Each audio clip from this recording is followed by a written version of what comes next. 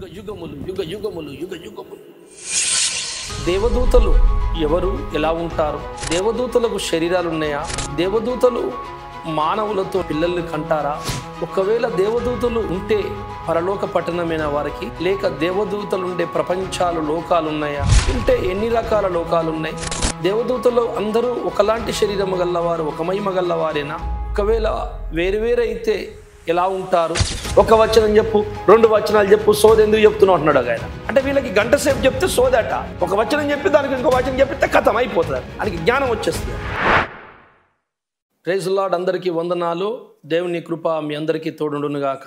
ఈ సమయంలో మరొక అంశము, మరొక సబ్జెక్టు మీ ముందుకు తీసుకొచ్చాను. పోయిన 6 వారాలు త్రిత్వం గురించి 6 ఎపిసోడ్లు పెట్టాను. దయచేసి తప్పక వినండి, మీ స్నేహితులకు షేర్ చేయండి, సత్యాన్ని నేర్చుకోండి, ఇంకా అభివృద్ధి చెందండి. స్నేహితులారా, దేవదూతలు ఎవరు, ఎలా ఉంటారు? దేవదూతలకు శరీరాలు ఉన్నాయా? దేవదూతలు మానవులతో పిల్లల్ని కంటారా? ఒకవేళ దేవదూతలు ఉంటే పరలోక పట్టణమైన వారికి, లేక దేవదూతలు ఉండే ప్రపంచాలు లోకాలు ఉన్నాయా? ఉంటే ఎన్ని రకాల లోకాలు ఉన్నాయి? దేవదూతలు అందరూ ఒకలాంటి శరీరము గల్లవారు, ఒక మహిమ గల్లవారేనా? ఒకవేళ వేరువేరైతే ఎలా ఉంటారు అనే విషయాలు మనము తెలుసుకొనుటకు, మరి బైబిల్ గ్రంథము నుండి మనము అనేక వచనాలని పరిశోధించి తెలుసుకున్నటకు పరిశోధనలకు వెళ్దాం. దేవుడు నాకు బయలుపరిచిన సత్యాన్ని మేము ముందుకు తీసుకొస్తున్నాను. ఈ యొక్క వీడియోతోనే అయిపోదు, దేవుని నడిపింపును బట్టి జరుగుతుంది. మీరు ప్రార్థన చేయండి. మంచిది, మనము సమయం పోనీయకుండా సద్వినియోగం చేసుకుందాం. నేటి మన ధ్యానము కొరకు మనము ఒక వచనాన్ని చదివి పాఠములోనికి మనం ప్రయాణం సాగిద్దాం. ఆదికాండము 6వ అధ్యాయం 1వ వచనం చదవండి ఒకసారి. నరులు భూమి మీద విస్తరింప ఆరంభించిన తర్వాత కుమార్తెలు వారికి పుట్టినప్పుడు దేవుని కుమారులు నరుల కుమార్తెలు చక్కని వారిని చూచి వారందరిలో తమకు మనస్సు వచ్చిన స్త్రీలను వివాహం చేసుకొనిరి. అప్పుడు యెహోవా, నా ఆత్మ నరులతో ఎల్లప్పుడూ వాదించదు, వారు తమ అక్రమ విషయములో నరమాత్రులై ఉన్నారు. నరుల కుమార్తెలు, ఈ ప్రశ్న చాలా కాలము నుండి క్రైస్తవ ప్రపంచాన్ని తొలుస్తుంది. చెబుతున్నారు దానికి సమాధానం, అయినను అది సరైనటువంటి పూర్తిగా అనుమానము లేకుండా కొట్టివేయబడట్లేదు. కొంచెము మీరు శ్రద్ధగా నేను చెప్పబోతున్నటువంటి ఈ సబ్జెక్టుని వినండి. నరుల కుమార్తెలను దేవకుమారులు వివాహం చేసుకుంటే వారికి నెఫిరీలు పుట్టారు. అలాగనే ఎలా జరుగుతుందండి? ఎలా జరుగుతుంది? దేవదూతలు మనుషులతో సంపర్కం పెట్టుకొని పిల్లల్ని కనగలరా? మరి అలాంటి శరీరాలు వాళ్ళయా? ఇది ఎలా సాధ్యము అని అడుగుతుంటే, అవును, వారు నరుల కుమార్తెలను దైవ కుమారులు అంటే వాళ్ళు దైవ కుమారులు కాదండి. మరి నరులలో భక్తులైన మనుషులు, భక్తులైన కుమారులను దైవ కుమారులు అన్నాడని ఏదో ఒక అర్థాన్ని చెప్పుకొని వాళ్ళు సాగిస్తున్నారు బోధలు. ఇటేమో లేదు లేదు దైవ కుమారులే యోబు గ్రంథంలో ఉంది కదా, మరి 1వ అధ్యాయంలోనే దేవదూతలు అనగా పుట్టినోట్లో కుమారులని అని మనులు చెప్తున్నారు. సరే, అలా నమ్ముదాము, దైవ కుమారులే నరుల కుమార్తెలను పెళ్లి చేసుకుని నమ్ముదాం అని అనుకుందామంటే మళ్ళొక వచనం వచ్చి అడ్డం తిరుగుతుంది మనకి. 1 కొరింథీ 15:50 వచనం ఒకసారి చదువుదాం. సహోదరులారా, నేను చెప్పున్నది ఏమనగా, రక్తమాంసములు దేవుని రాజ్యమును స్వతంత్రించుకొన నేరము. రక్తమాంసములు దేవుని రాజ్యమును స్వతంత్రించుకోనేరవు. మరి రక్తమాంసములు దేవుని రాజ్యములు స్వతంత్రించుకున్నప్పుడు, రక్తమాంసములు దేవుని రాజ్యము నుండే వారికి లేనప్పుడు, దేవదూతలకు కూడా రక్తమాంసములు మన రక్తమాంసములు కావు కదా.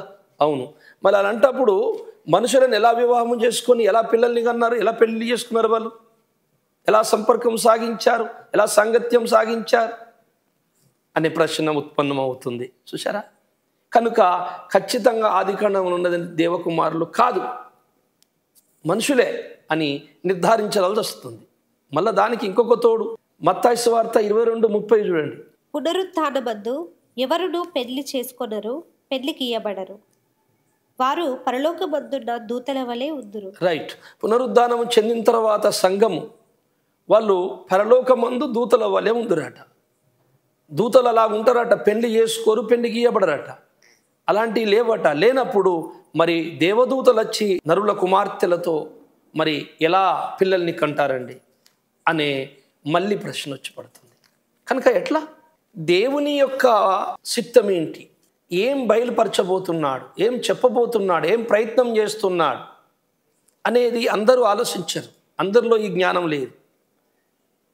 వరకు తోసినట్టు వాళ్ళు మాట్లాడతారు. సంకుచిత హృదయులకు దేవుని విశాల భావాలు వాళ్ళు నమ్మరు, అంగీకరించరు. పరత్పరుడు, అగోచరుడు, సర్వాజ్ఞుడు, సర్వవ్యాప్తి అయిన దేవుని ఆలోచనలు మానవుని మెదస్సుకు అందటం లేదు.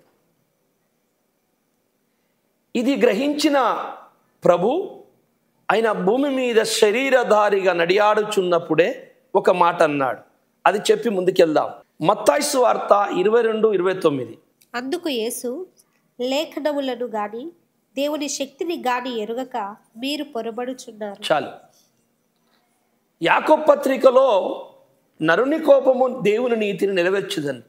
నరుని కోపము, నరుని తెలివితేటలు, నరుని యొక్క కుయుక్తులు, నర సంబంధమైన జ్ఞానము ఇలా దేవుని నీతిని జరిగించదు, నెరవేర్చదు, కొనసాగింపజేయదు. శాంతము, నెమ్మది, సత్యం పట్ల ఆసక్తి చాలా అవసరం. ఈ ఆసక్తి లేకపోవడము ద్వారా మనిషిలో జ్ఞానము తప్పుదారి పడుతుంది, దేవుడు సహకరించలేడు. అయితే ప్రభు ఇది గ్రహించి మానవుడు దైవ జ్ఞానాన్ని అందుకోలేకపోతున్నాడు, నేను ఎలా అనుకుంటున్నాను అలా వాడు ఆ వైపున చూడలేకపోతున్నాడు, నేను చూపించినా కానీ వాడు వేరే వైపే చూస్తున్నాడు అని దేవుడు గ్రహించి, ప్రభు గ్రహించి అంటున్నాడు, మీరు లేఖనములు కానీ దేవుని శక్తి కానీ ఎరుగక పొరపడుచున్నారు. వాళ్ళు ఏమేమో మాట్లాడుతున్నారు, అది మీకు తెలియక మీరు అవన్నీ అంటున్నారు. నాయన, ఆ విషయం తెలిస్తే మీరు అలా అన్నాడు. తెలుసుకోవడానికి ప్రయత్నం కూడా చేయవు. సంఘం అంటే ఏదో కొంతమంది గుంపు కూడితే సంఘం కాదు. తాపి సంఘం, మేస్త్రి సంఘం, ఆ సంఘం, ఈ సంఘం, బొచ్చడు సంఘాలు ఉన్నాయి. అవన్నీ పరలోకం పోతాయా? సంఘం అంటే పరలోక సంబంధమైన భూలోక సైన్యం. అలాంటి సైన్యాన్ని సేవకుల చేతిలో పెట్టి దేవుడు నమ్మకంగా అప్పచెప్పాడు, మీరు తయారు చేయండి అని, కాయమని, కాపర్లుగా. కనుక నమ్మకస్తులైనటువంటి వారిని దేవుడు జీతం ఇస్తాడు. మనము దేవుని యొక్క ఉద్దేశాలని ఏమై ఉన్నాయో అని తెలుసుకోవడానికి మనం ప్రయత్నం చేయాలి. ఏదైనా చెప్తే ఎవరన్నా నేర్చుకోవడానికి సిద్ధంగా ఉండాలి. నేర్చుకునే గుణమే లేదు, నువ్వు ఎవరికి నేర్పించగలవు? మొదట శిష్యులుగా అండి, శిష్యత్వము సరిగ్గా చేయండి, తర్వాత గురువు పదవి నీకు దొరుకుతుంది. శిష్యుడు కానివాడు గురువుడు కాలేడు. ఒక గురువు ముందు కూర్చొని నేర్చుకొని వాడు స్కూల్లో పిల్లోడు అక్కడ కూర్చొని నేర్చుకోకపోతే రేపు ఇంకొకరికి చదువు నేర్పగలడా? కనుక నేర్చుకునే గుణము బతుకున్నంత వరకు మనకు ఉండాలండి. అదే చాలా గొప్ప గుణం. నేర్చుకోవడం అంటే ఏంటిది? తప్పు ఒప్పుకోవడమే. తప్పు ఒప్పుకుంటే కదా నేను ఇంకొకటి నేర్చుకుంటా. నేను ఒప్పుకోనే ఇక నేర్చుకున్నది ఎక్కడిది? అందుకే మనకు చాలా మర్మమైన సంగతులు ఉన్నాయి బైబిల్. ఎలా తెలుస్తాయి? ద్వితోపదేశ కాండము 29:29 ఒకసారి చదవము. రహస్యములు మన దేవుడైన యెహోవాకు చెందును. అయితే మనము ఈ ధర్మశాస్త్ర వాక్యములన్నిటినీ అనుసరించి నడుచుకున్నట్లు బయలుపరచబడినవి ఎల్లప్పుడూ మనవియు మన సంతతి వారి అగునని చెప్పుదురు. రహస్యములు దేవునికి చెందును, బయలుపరచబడినవి మనకు చెందును. అంటే దేవుని దగ్గర చాలా రహస్యాలు ఉన్నాయి, అవి మనకి చెందినవి కావు. ఆయన తెలియపరిచినవే మనకు చెందినవి అనుకొని మనం ఆగిపోతే తప్పైపోతుంది. రహస్యములు దేవుని దగ్గర ఉన్నవి అనేది వాస్తవము, బయలుపరచబడినవి ఉన్నవి అనేది వాస్తవమే. రహస్యములు ఉంటాయి, అవి చెప్పడు అనేది తప్పు. అది ఎప్పుడు చెప్పాలో, ఏం చేయాలో ఆయనకి తెలుసు. అది మత్తయి సువార్త 10:26 ఒకసారి చదువుదాం. కాబట్టి మీరు వారికి భయపడకుడి, మరుగైనదేదియు బయలుపరచబడకపోదు, రహస్యమైనదేదియు తెలియబడకపోదు. చీకటిలో నేను మీతో చెప్పున్నది మీరు వెలుగులో చెప్పుడి, చెవిలో మీకు చెప్పబడినది మేడల మీద. రహస్యమైనది మరుగైనది బయలుపరచబడకపోదు, రహస్యమైనది తెలియపరచబడ. అంటే మరుగైనవి రహస్యమైనవి ఖచ్చితంగా చెబుతాడు, బయటకు వస్తాయి అన్నట్టు.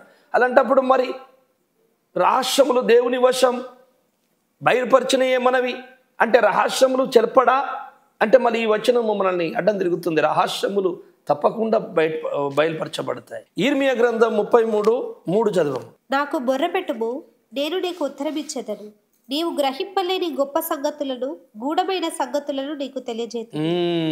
దేవునికి మొరపెట్టుము, నువ్వు గ్రహించలేనివి, నీకు తెలియనివి, గూఢమైన సంగతులు నీకు చెప్పేది. అంటే రహస్యమైనవి దేవుని దగ్గర ఉన్నాయి చెప్తాడట. చెప్తాడా? ఎప్పుడు చెప్తాడు? ఆయన వశం మాత్రమే కదా, అది తప్పకుండా బయలుపరచబడతాయి. కానీ దానికి ఒక సమయం ఉన్నది. 1 పేతురు 1వ అధ్యాయం 10వ వచనం చదవమ్మా.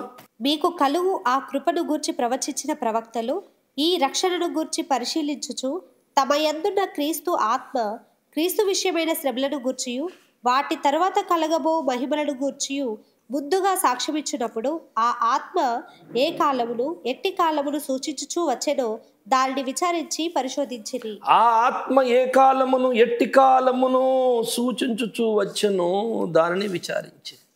అంటే ఆత్మదేవుడు ఏ కాలములో, ఏ తరములో, ఎప్పుడు ఏ మర్మమును, ఏ రహస్యమును భూలోకానికి తన పిల్లలకు బయలుపరచాలని అనుకుంటాడో అప్పుడు దిగుతుందన్నమాట. కనుక ఈ దేవదూతలకు శరీరాలు ఉన్నాయా లేవా, ఉంటే ఎలా ఉన్నాయి, అసలు దేవదూత లోకాలు కోటాను కోట్ల లోకాలు ఎక్కడయ్యా, ఒక పరలోకం భూలోకం గంతే అనేటోళ్ళు కూడా ఉన్నారు. సో వారికి తెలియదు. ఆ రహస్యములు అప్పుడు అన్నీ బయటకు వస్తున్నాయి. నేను ఈ 2 వీడియోలో 3 వీడియోలు అవుతాయి. ఇందులో మొత్తము మరి ప్రపంచములు, యుగములు, దేవదూతలు, వారి శరీరాలు, వాటి వివరణ మొత్తము నేను ఇచ్చేస్తాను. వచన ఆధారాలే అన్నీ. నేనేదో గాలి మాటలు చెప్పట్లేదు. మళ్ళీ ఆ వచనాలకి వ్యతిరేకమైన వచనం ఉంటే మళ్ళీ నాకు సోదరుడు నాకు వీడియో పెట్టచ్చు, నేను దానికి మళ్ళీ సమాధానం ఇస్తానా లేదా ఒప్పుకుంటానా అప్పుడు తెలుస్తుంది. మరి ఈ పరిశుద్ధాత్ముడు బయలుపరిచేది ఎవరికి, ఎలా బయలుపరుస్తాడు, ఎలా తెలుస్తుంది మనకి అనే దానికి కూడా ఒక వే ఉన్నది. హెబ్రీ రాసిన పత్రిక 5వ అధ్యాయం 11వ వచనంలో, ఇందును గూర్చి మేము చెప్పవలసినవి అనేక సంగతులున్నవి గాని మీరు వినుటకు మందులైనందున వాటిని విశదపరచుట కష్టము. అంటే కొన్నిసార్లు కొన్ని సంగతులు చెప్పడానికి కొన్ని ప్లేసులలో కష్టమవుతుంది. ఎందుకంటే ఆ సమయమున చెప్పలేకపోయాడు. వినుటకు వాళ్ళు మందులై ఉన్నారు. పరిశుద్ధాత్ముడు ఎప్పుడు చెప్పాలో ఆ సమయం వస్తుంది. మరి పౌలు గారు చెప్పలేదు, ఆపేశాడేంటి? చెప్తారు. యేసయ్య పోతూ అన్నాడు, నేను వెళుతున్నాను, ఆయన వస్తాడు, సత్యస్వరూపుడైన ఆత్మ, ఆయన వచ్చినప్పుడు నా వాటిని అన్ని వివరించి మీకు చెప్తాడు. అయితే వాటిని నేర్చుకున్నటకు, వాటిని అందుకొనుటకు ఆత్మ ప్రేరేపణను, ఆలోచనను, అందుకే ప్రత్యక్షత అన్నాడు. అదే ప్రత్యక్షత కావాలి. ఎఫెసీ పత్రిక 1:19 ఏముంచుడమ్మా, మన ప్రభువైన యేసుక్రీస్తు యొక్క దేవుడైన మహిమాస్వరూపియగు తండ్రి తన్ను తెలుసుకొనుట యందు మీకు జ్ఞానమును ప్రత్యక్షతయును గల మనస్సు అనుగ్రహించినట్లు నేను నా ప్రార్థన యందు మిమ్మల్ని గురించి విజ్ఞాపన చేయుచున్నాను. చాలు. ప్రత్యక్షత గల మనస్సు మీకు అనుగ్రహించున్నట్లు నేను ప్రార్థనలో జ్ఞాపకం చేసుకుంటున్నాడు పౌలు. అంటే మనకి ఏ మనస్సు ఉండాలట? ప్రత్యక్షత గల మనస్సు. ప్రత్యక్షత గల మనస్సు ఉన్న సేవకుడు కానీ దేవుని కుమారుడు కానీ ఒక చిన్న డౌట్ లేదంటే ఏదన్నా వచనము, ఏదన్నా ఆధారం దొరికితే దానికి సంబంధించిన అన్నీ టకటకటక మైండ్లోకి వచ్చేస్తాయి. దేవుడు వెలుగై ఉండని లోకానికి ఒకవేళ ఎవరన్నా బోధించంగా విన్నా, లేదంటే తనకే ఆ వచనము ఎదురు చదువుతున్నా సరే, వెంటనే ప్రత్యక్షత గల మనసుకు ఏమొస్తుంది? వెలుగు. ఏ వెలుగు? ఎలాంటి వెలుగు? సూర్యుడు ఇచ్చే, ప్రకృతి ఇచ్చే వెలుగా? అది కాదు. మరి మనం దీపం వెలిగిస్తే వచ్చే వెలుగా? కాదు. మరి దేవుడు చెప్తున్న వెలుగు ఏమై ఉన్నది? ఓహో, మనుషుని అంతరంగములోకి వచ్చే శాంతి, సమాధానం అనే వెలుగు, రక్షణ అనే వెలుగు అనే టకటకటక దానికి సంబంధించిన వచనాలు అందుకుంటూ ఉంటాడు. ఇక ఇది దేవుని ఆత్మ అలా అలా అలా అలా వాడిని తీసుకెళ్ళిపోయి ఒక 10-20 వచనాలు దొరికిపోతాయి. ఒక పెద్ద అద్భుతమైనటువంటి మిరాకిల్ ప్రసంగం తయారవుతుంది. ఆ ప్రసంగము తీసుకొచ్చి అతడు సంతోషముతో సంఘములో కానీ దేవుని బిడ్డల మధ్యలో కానీ చెబుతున్నప్పుడు అనేకుల హృదయాలు దేవునితో సమాధాన పడతారు. ప్రత్యక్షత గల మనసున్న వారికి అలా అలా అందుకుంటారు అంతే, టక అలా మాట్లాడుతూనే ఉంటాడు. నిద్రలో కూడా, కొన్నిసార్లు కలలో కూడా వచనాలు చూపిస్తుంటాడు. కొన్నిసార్లు ఆలోచనలో రోడ్డెంబడి నడుస్తున్నప్పుడు అనేక రకాలుగా ఎన్నో వచనాలు దొరుకుతుంటాయి, ఎన్నో ప్రత్యక్షతలు ఉంటాయి, ఎన్నో రకాలుగా ఉంటాయి. ఒక చిన్న పక్షిని చూసో, ఓ జంతువును చూసో, ఏదన్నా చెట్టును చూసో, ఏదన్నా సంఘటనను చూసో, ఏదో ఒక జరుగుతున్న సన్నివేశాన్ని చూసో ప్రేరేపణ వచ్చేస్తుంది. లేఖనాలు గుర్తొస్తుంటాయి. సామెతల గ్రంథం 30వ అధ్యాయం 7వ వచనం చదువుదాం. ప్రత్యక్షత కలిగినటువంటి వ్యక్తిలా మాట్లాడతాడో చూడండి. దేవా, నేను నీతో 2 మనవులు చేసుకొనుచున్నాను. నేను చనిపోకముందు వాటిని నాకు అనుగ్రహింపుము. వ్యర్థమైన వాటిని, అబద్ధములను నాకు దూరముగా ఉంచుము. పేదరికమునైనను ఐశ్వర్యమునైనను నాకు దయచేయకుము. తగినంత ఆహారం నాకు అనుగ్రహింపుము. ఎక్కువైన ఎడల నేను కడుపు నిండిన వాడనై నిన్ను విసర్జించి యెహోవా ఎవడని అందునేమో, లేక బీదనై దొంగిలి నా దేవుని నామమును దూషింతునేమో. చాలు. ఇది ప్రత్యక్షత గల మనసు గల్ల వాడు చేసే ప్రార్థన. ఇతడు ఏమంటున్నాడు అంటే, నాకు ధనం ఎక్కువ ఇయ్యకు, అలా అని బీదవాన్ని చెయ్యకు. ధనం ఎక్కువ అయితే మత్తెక్కి బాగా తినేసి దేవుడెవడు అనే అనేటట్లు నా హృదయం గర్విస్తుందేమో. ఏమీ గతి లేకపోతే ఏదైనా దొంగతనం చేసి దేవుని బిడ్డలు ఇలా చేసాడని నేను అందరి ముందు నీ నామం దూషింపజేస్తానేమో, అబద్ధాలు చెప్పి. కనుక నా భక్తిని కాపాడుకుంటూ నీ నామముని గణపరచు, నా భక్తిని కాపాడుకుంటూ నీ నామముని గణపరిచేటట్టు ఎంత అవసరమో, నేను ఎన్ని పూటలు తింటే కరెక్టో, నాకు ఎంత ఉంటే కరెక్టో అంతే ఇవ్వు తండ్రి. ఇది ప్రత్యక్షత గల మనసు. ఈ మనసున్నవాడు ప్రతి పరిస్థితిని అంతా నా మేలికై సమకూడి జరుగుచున్నది అనుకుంటారు. అలాంటి మనస్తత్వము నీకుంటే దేవుని అనంతమైన విశ్వజ్ఞానము ప్రత్యక్షత నీ కళ్ళ ముందు ఆవిష్కరింపబడుతుంది. ఇది నిజం, సత్యం. మంచిది. ఇప్పుడు ఉన్నటువంటి దేవదూతల శరీరాలు, మహిమ శరీరాలు, వాళ్ళు మార్చుకోగలరా? శరీరాలు మార్చుకుంటారా? లేక అలాగే ఉంటుందా? వాళ్ళకి ఆ శక్తి ఉంటుందా? దృశ్యులుగా మారి మనుషులతో సాంగత్యము, సంపర్కం పెట్టుకోగలరా? ఈ సంగతి తెలుసుకోవాలి మనం. దీనికంటే ముందు ఒక ప్రాముఖ్యమైనటువంటి విషయం తెలవాలి. దేవదూతలు ఉండేటువంటి లోకం పరలోకం ఒకటేనా, లేక దేవదూతల లోకాలు అనేకములు ఉన్నాయా? ఉంటే వాటి గురించి బైబిల్ ఏ విధమైన సాక్ష్యం మనకిస్తుంది? ఏ వచన ఆధారాలతో మీరు చెప్పగలరు? ఆ వచన ఆధారాలతో మనము ఈ ప్రపంచములు ముందు తెలుసుకున్నాక, ఆ ప్రపంచాలలో జీవిస్తున్న దూతలు ఎవరెవరు, ఎలాంటి శరీరాలు అనేది మనం ముందు తెలుసుకుంటాం. ఇప్పుడు ఈ వీడియోలో మనము కొంతవరకు ముందుకు సాగుదాం. ఎబ్రీ పత్రిక 1వ అధ్యాయం 2వ వచనం చదువు. ఈ దినముల అంతమందు కుమారుని ద్వారా మనతో మాట్లాడాను. ఆయన ఆ కుమారుని సమస్తమునకు వారసునిగా నియమించాడు. ఆయన ద్వారా ప్రపంచములను నిర్మించాడు. చాలు. ప్రపంచములను జాగ్రత్త వినాలే. ప్రపంచములను అక్కడ పుట్టినట్లేముంది? యుగములు. ప్రపంచములు అనే దాని మూల భాషలో యుగములు అని పుట్టినట్లు ఉంది. యుగములు అంటే ఏంటి? ప్రపంచములు అంటే అనేక లోకాలు. ఆ లోకాలనే యుగాలు అంటుంది బైబిల్. 2 కొరింథీ 4:4 చదువు. దేవుని స్వరూపి అయ్యున్న క్రీస్తు మహిమను కనపరచు సువార్త ప్రకాశము వారికి ప్రకాశింపకుండు నిమిత్తము ఈ యుగ సంబంధమైన దేవత అవిశ్వాసులైన వారి మనోనేత్రములకు గుడ్డితనము కలుగజేసేది. ఈ యుగ సంబంధమైన దేవత. ఏ యుగ సంబంధమైన?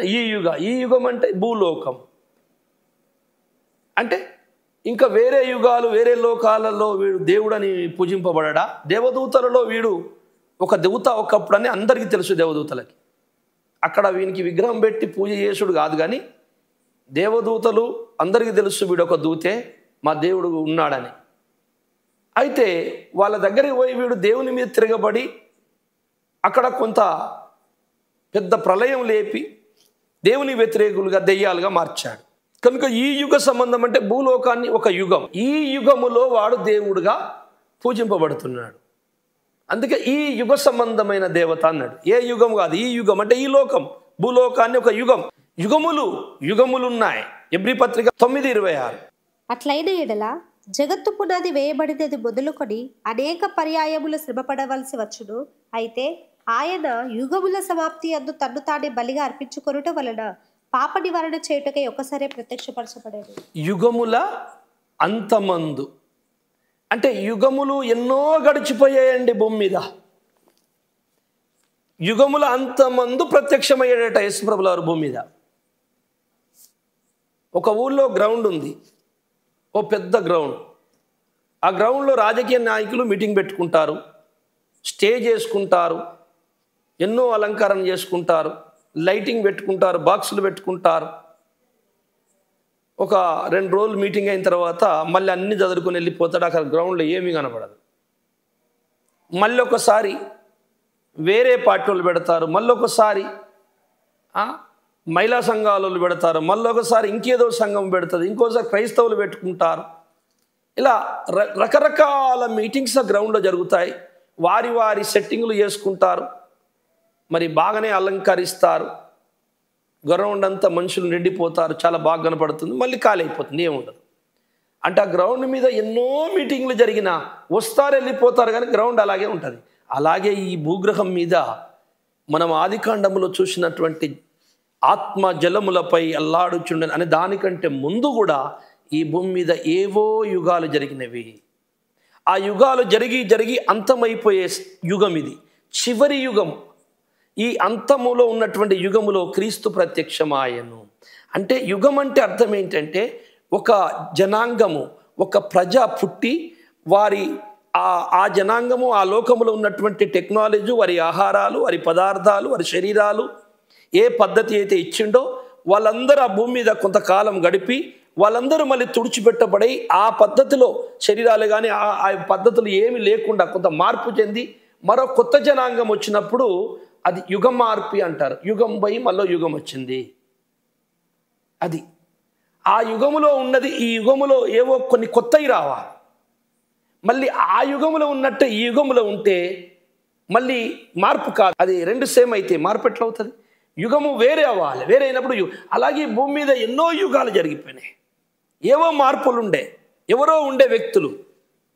చివరి యుగము ఆదాము అవ్వని సృజించాడే, మళ్ళీ నీళ్ళ నుండి భూమిని బయటికి తెచ్చి మళ్ళీ చెట్లు, పురుగులు, పాకు, జంతువులు అన్నీ చేసి మళ్ళీ మనుషులను చేశాడు. చూసినామా, ఇది చివరి యుగం. అందుకే యుగముల అంతమందు ఆయన ప్రత్యక్షమాయను. యుగము అంటే ఒక లోకము, ఒక ప్రపంచము. ఎఫెసీ 2:6. క్రీస్తు యేసునందు ఆయన మనకు చేసిన ఉపకారము ద్వారా అత్యధికమైన తన కృపా మహిమైశ్వర్యమును రాబోవు యుగములలో కనపరచు నిమిత్తము.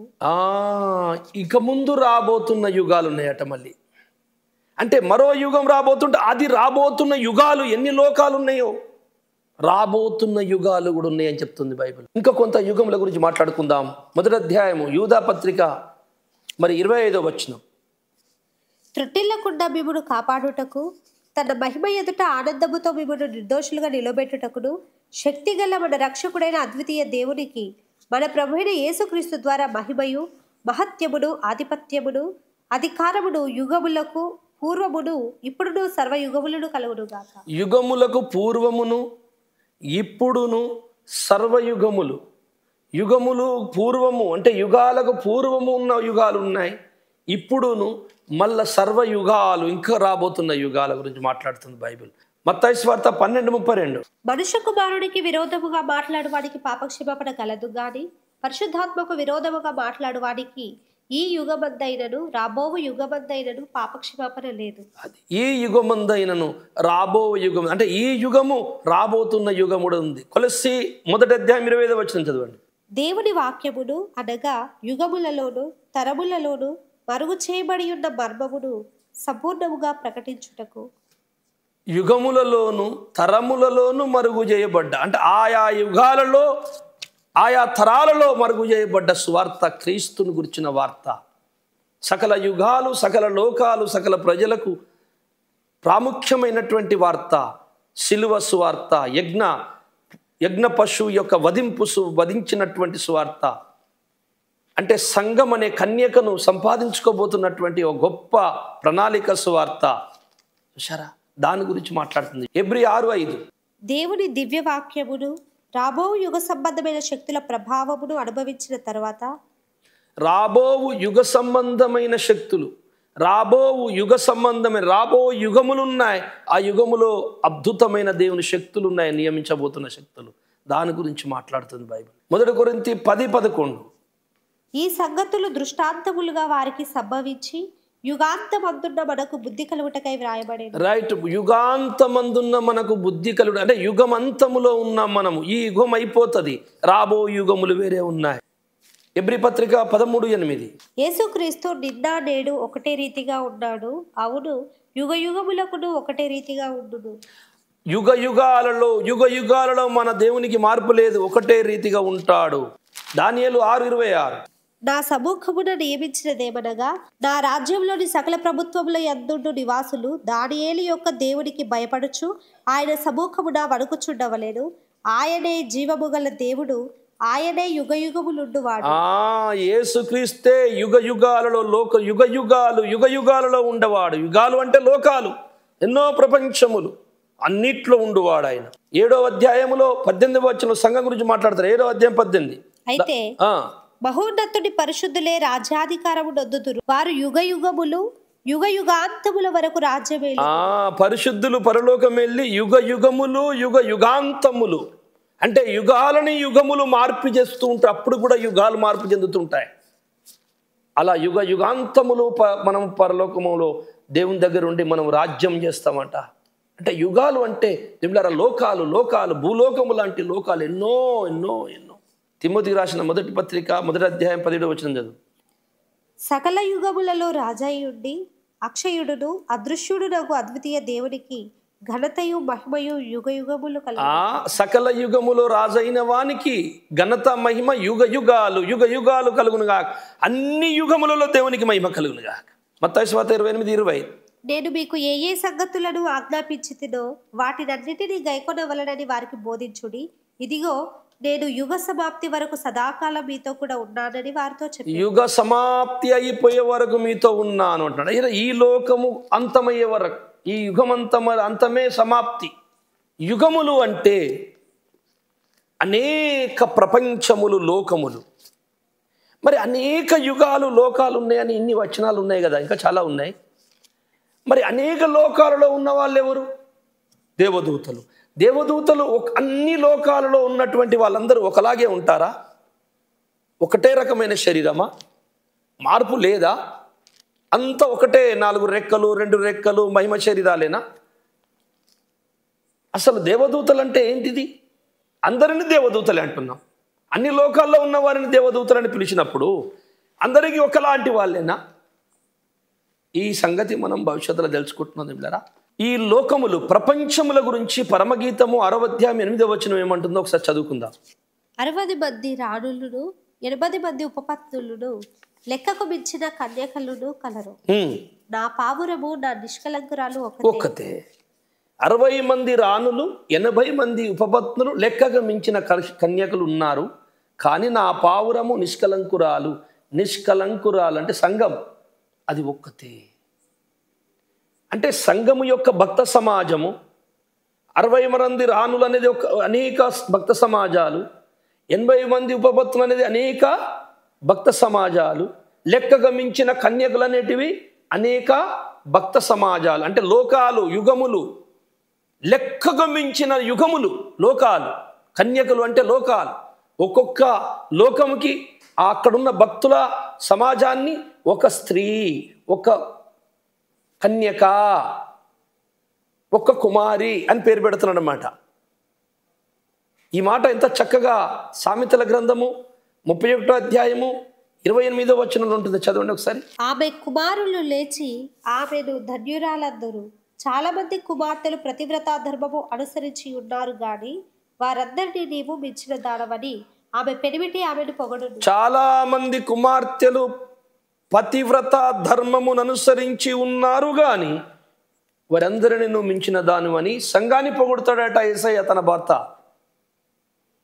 అంటే ఎంతమంది కుమార్తెలు ఉన్నారు సార్? చాలా మంది. ఒక్కొక్క కుమార్తె ఒక్కొక్క లోకపు భక్త సమాజము, ఒక్క స్త్రీమూర్తి. ఎన్నో దేవదూతల లోకాలు, అటన్నిటినీ కుమార్తెలు, రాణులు, ఉపపత్నులు అంటున్నాడు. వీళ్ళు యేసయ్యని పెళ్లి చేసుకుందామని యుగ యుగాల నుండి ఎదురు చూస్తున్నారట. చివరిగా మట్టి పిల్ల, భూమి నుంచి వచ్చిన ఒక అమ్మాయి, భక్త సమూహం, ఆమెను పెళ్లి చేసుకొని పట్టపురాన్ని చేసుకున్నారట. చూసారా? అయితే మా సంగతి ఏంటి సార్ అంటే, ఏం పర్వాలేదు, మీరేమో భర్త లేని వాళ్ళని నిందేం ఉండదులే. పతివ్రత ధర్మం అంటే అర్థం ఏంటంటే, పతివ్రత అంటే ఒక్క భర్తతో సంసారం చేసే స్త్రీ, పరాయి పురుషుణ్ణి తన హృదయంలో ఉంచుకోని స్త్రీ, కన్నెత్తి చూడని స్త్రీ పతివ్రత అంటారు. అంటే ఈ లోకాలు ఎన్నైతున్నాయో దేవదూత లోకాలు, వీళ్ళందరూ పతివ్రత ధర్మమును అనుసరించారట. అంటే వాళ్ళ హృదయములో క్రీస్తు తప్ప దైవాన్ని ఎవరిని కానీ, సాతానుని కానీ, వాని అనుసరులను కానీ, ఏ పదార్థాన్ని కానీ, సూర్యుని కానీ, చంద్రులను కానీ, గ్రహాలను కానీ, గొప్ప గొప్ప శక్తులను కానీ, దేవుని ఈ సృష్టిలో ఉన్నాయి దేన్ని కూడా వాళ్ళు దేవుడిగా భావించలేదట. ఆయనను ఒక్కనే పూజించారట. ఇంకా ఏ పదార్థాన్ని కానీ, ఏ మహిమని కానీ, సృష్టింపబడ్డ దేన్ని పూజించలేదట వాళ్ళు. అన్ని లోకాల శ్రీమూర్తులు, అన్ని ప్రపంచాల యుగాలలో ఉన్నటువంటి దైవ భక్త సమూహాలు ఆయనను మాత్రమే పూజించారట. వాళ్ళ హృదయాలలో ఆయనను మాత్రం ఉంచుకున్నారట. అందుకే వాళ్ళు పతివ్రత ధర్మమును అనుసరించారట.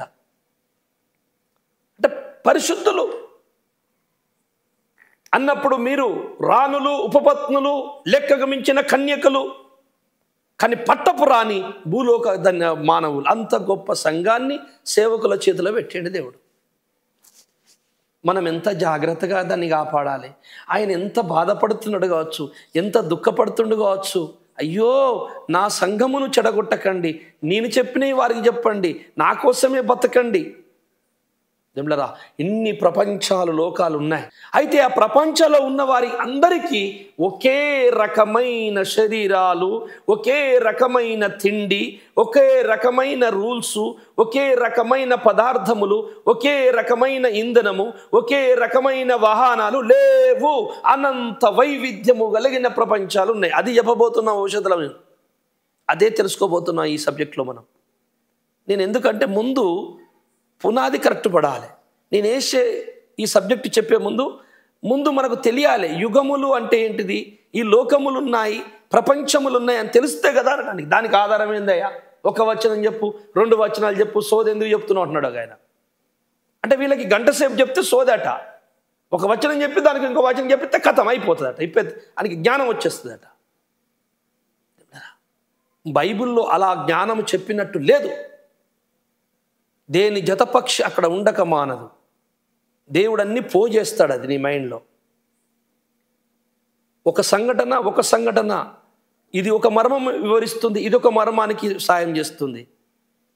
పరిశుద్ధాత్ముడు నీ మైండ్లో ఉండి సమకూరుస్తాడు. లెక్కకు మించిన కన్యకలు ఉన్నారు, ప్రపంచలోకాలు, దేవదూతల ప్రపంచాలు ఉన్నాయి. అవి యుగములు అని ఇప్పుడు మనం తెలుసుకున్నాం. ఇప్పుడు ఈరోజు యుగ యుగములు, యుగ యుగములు, యుగ యుగములు, ఇన్ని యుగాలు ఉన్నాయి, ఇన్ని లోకాలు ఉన్నాయి, ఇన్ని ప్రపంచాలు ఉన్నాయి. మరి వాటిలో ఉన్నవాళ్ళు ఒకే శరీరమా? ఆ శరీరాలు మార్చుకోగలరా? మార్చుకోకుండా అలాగే ఉండగలరా? అలాగుండే వాళ్ళు ఎంతమంది ఉన్నారు? మార్చుకోగలేవారు ఎంతమంది ఉన్నారు?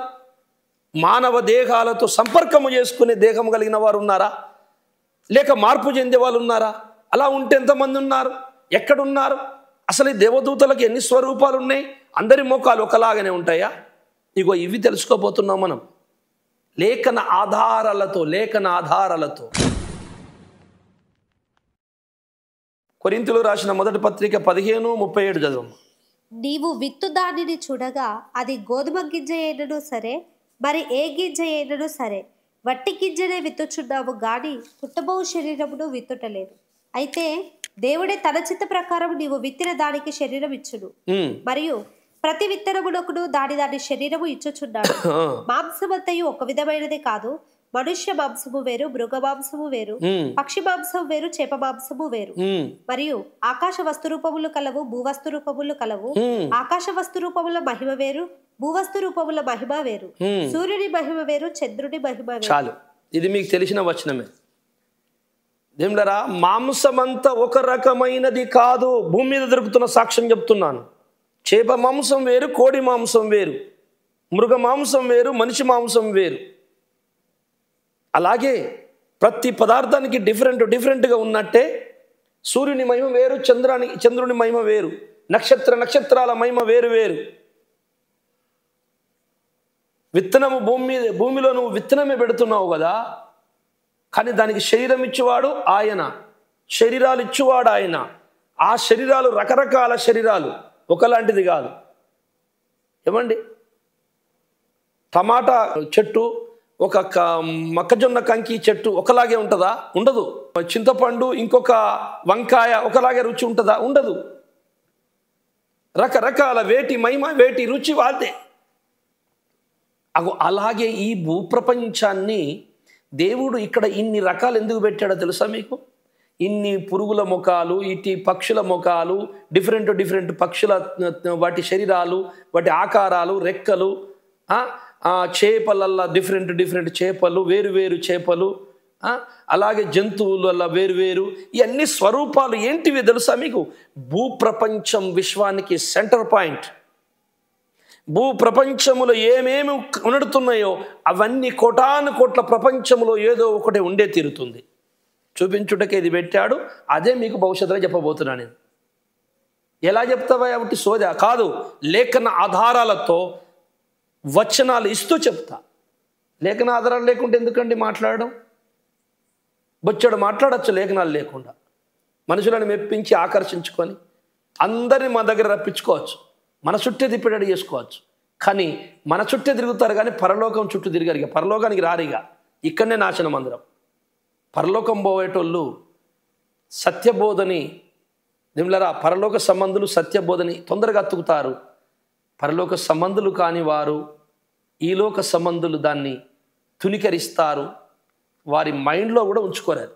సూర్యుని మహిమ వేరు, చంద్రుని మహిమ వేరు, నక్షత్రాల మహిమ వేరు అని ఎందుకు అంటున్నాడంటే నిమ్లరా, నక్షత్రాలు అనే పాయింట్ ఎందుకు తెచ్చాడో దానియేలు గ్రంథం 12వ అధ్యాయం 3వ వచనం చదువు. బుద్ధిమంతులైతే ఆకాశ మండలంలోని జ్యోతులను పోలిన వారై ప్రకాశించెదరు. అది బుద్ధిమంతులు అంటే ఇంకా కిందికి వెళ్తే, సత్య మార్గమందు అనేకులని ఎవరు త్రిప్పుదురో వారు నక్షత్రముల వలె ఆకాశమందు నక్షత్రముల వలె ప్రకాశించెదరు. ఏమండి, మనందరము సువార్త చేసి అనేకులను రక్షిస్తేనట మనము నక్షత్రములాగా ప్రకాశిస్తామట. నక్షత్రాలే మన అగ్నిగోళాలు కదా, మనం అగ్నిగోళాలాగా పోయి ప్రకాశిస్తే మనకేం లాభం అండి? అంటే మనం అనుకుంటున్న ఆ అగ్నిగోళం లాంటి నక్షత్రం కాదు. నక్షత్రము అనే మాటకు అర్థం ఏంటంటే స్వయం ప్రకాశం అట, అనేకులకు వెలిగిచ్చేది. చంద్రుడు ఏమో సూర్యుని ద్వారా సూర్యకిరణాలు రిఫ్లెక్ట్ అయి ప్రకాశిస్తే, నక్షత్రాలు చాలా సూర్యుని లాంటి నక్షత్రాలు ఉన్నాయి. వాటి మహిమలు వేరు ఉంటాయి. అందుకే ప్రతి సూర్యుని మహిమ వేరు, చంద్రుడి మహిమ వేరు, నక్షత్రానికి మహిమ వేరు. నక్షత్రాలు అనేవాళ్ళు దేవుని యొక్క బిడ్డలు. మహిమగా మారిన తర్వాత మన నక్షత్రముల వలె ప్రకాశించేద్దాం. యోబు గ్రంథం 38:7 చదువమ్మా. ఉదయ నక్షత్రములు ఏకముగా కూడి పాడినప్పుడు, దేవదూతలందరూ ఆనందించి జయధ్వనులు చేసినప్పుడు దాని మూలరాతిని వేసిన వాడెవడు? ఉదయ నక్షత్రములు కూడినయట, పాడినయట, జయధ్వనులు చేసినయట. దేవుడు ఈ భూమికి పునాది వేసి భూగ్రహాన్ని చేయాలనుకున్నప్పుడు ఉదయ నక్షత్రములు కూడిపాడినాయట. దేవదూతలను ఏమంటున్నాడు? ఉదయ నక్షత్రాలు. యేసుప్రభుకు కూడా ఉదయ నక్షత్రం అని ఉన్నది పేరు. లూసిఫర్ పడిపోకముందు దేవదూతలు వాడు ఉదయ నక్షత్రమే. కెరూబు ఉదయ నక్షత్రం. నక్షత్రము అంటే వాళ్ళు చేసేటువంటి గొప్ప స్థానాన్ని వివరిస్తుంది. ప్రకాశము, గొప్ప కాంతిని, మహిమను వివరిస్తుంది. కనుక నక్షత్రానికి మహిమ వేరు, సూర్య మహిమ వేరు, చంద్రుడు మహిమ వేరు, ఆకాశ వస్తువుల మహిమలు వేరు వేరు వేరు వేరు అని మనం కొరింథీ పత్రిక చదువుకున్నాం. అందుకే అంటున్న దేవదూతల ప్రపంచాల మహిమలు, శరీరాలు, అంతస్తులు వేరు వేరు అనంత వైవిధ్యము కలిగిన ప్రపంచములు కలవు. అది బైబిల్ చెప్తున్న నగ్న సత్యం. ముందు ముందు తెలుసుకుంటారు ఇంకా మీరు. ఆదికాండం 32:24 చదవమ్మా. యాకోబు ఒక్కడు మిగిలిపోయాడు, ఒక నరుడు తెల్లవారు వరకు అతడితో పెనుగులాడాడు. తాను అతడి గెలవకుండా చూచి తొడగూటి మీద అతడిని కొట్టాడు. రైట్. యాకోబు రాత్రంతా ఒక దూతతో పోరాడాడు. అతడు గెలవకుండా చూసి గూటి మీద కొట్టెను. దేవదూతతో యాకోబు పోరాడే సంగతి క్రైస్తవ ప్రపంచం అంతటికి తెలుసు. నేను చెప్తున్న కొత్తగా ఏం లేదు. ఇప్పుడు నేను అక్కడ ఒక విషయం చెప్తున్నాను. దేవదూతలకు శరీరాలే లేవు కదా. యాకోబు నరమాత్రుడు, శరీరుడు కదా. ఆయనను పట్టుకొని గట్టిగా పట్టుకోవడం ఎలా పట్టుకోగలిగాడు, ఎలా పోరాడగలిగాడు, ఆయన వెళ్ళకుండా ఎలా ఆపుకోగలిగాడు? మీరు జాగ్రత్త వినండి. కనుక శరీరాల గురించి మనము వచ్చే వీడియోలో దేవదూతల శరీరాల గురించి, ఆ శరీరాలు ఎలా ఎలా ఉంటాయో లేఖన ఆధారాలతో మనము తెలుసుకోబోతున్నా. దీని కొరకు వేచి ఉండండి, ప్రార్థన చేయండి.